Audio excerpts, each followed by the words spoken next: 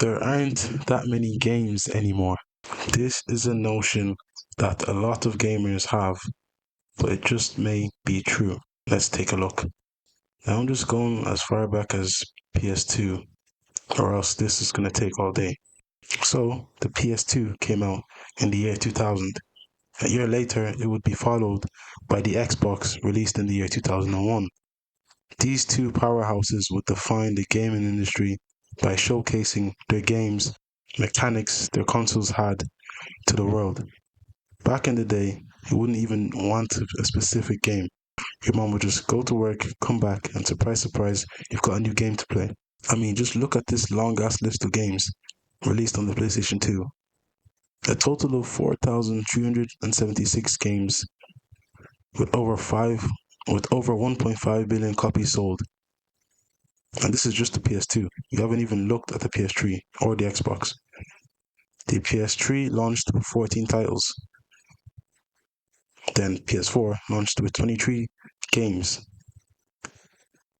Although not all these games were launched specifically for the PS4, as some were already on PS3 and just ported over to PS4. The PS4 had 1,028 games less than the PS3. But yeah, it still felt pretty empty, not to talk of the PS5, although it's still early in its tenure.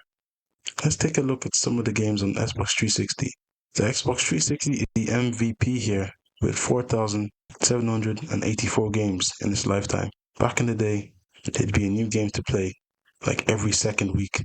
But now, I have to wait 10 years just to play a sequel to a game. The SBC boxing game was announced like 4 years ago, and we're still waiting on that. It's on PC, but no one wants it just on PC. You want it on consoles as well. What the fuck are you guys playing at?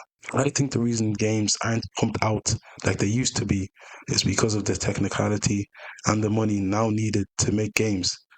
Before, it was games like Street Fighter that at the time was a challenge, but now you could probably make that type of game at home. Things evolve relevant to the time it's in. So a game in 2005, for example, would have been a hard task in that time period, but now not so much.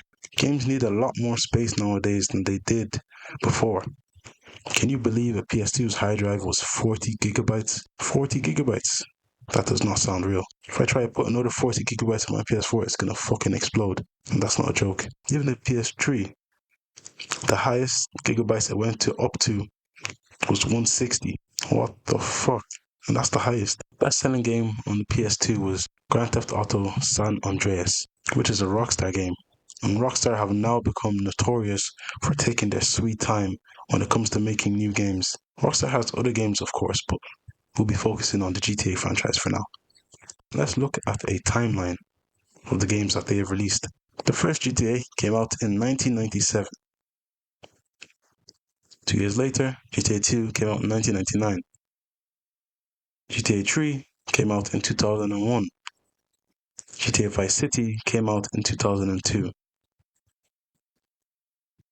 GTA San Andreas came out in 2004.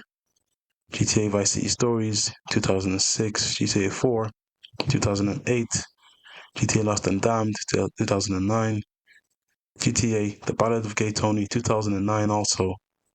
Then GTA 5 came out in 2013. And then silence for 10 fucking years. 10 years, bro. Yeah, they released the trailer. GTA 6 2025. So basically, we would have been waiting 12 years for another GTA. Bro, I'm going to be finished college by the time that comes out. 12 years, man. With time came more of a gap between games, which backs up what I was saying about the technological aspect of making games. Rockstar used to release games like there was no tomorrow. Then as the years went by and as technology was getting harder and more complex, it just couldn't be done like that anymore. I think the same thing can be said about games in general, because if you look at the PS5, which released in 2020, there are currently just over 600 games on the PS5. Damn, that's depressing, but it's only been 3 years so far, so we'll see where the wind takes us. Anyway, that's all I really have to say. Until next time, and peace.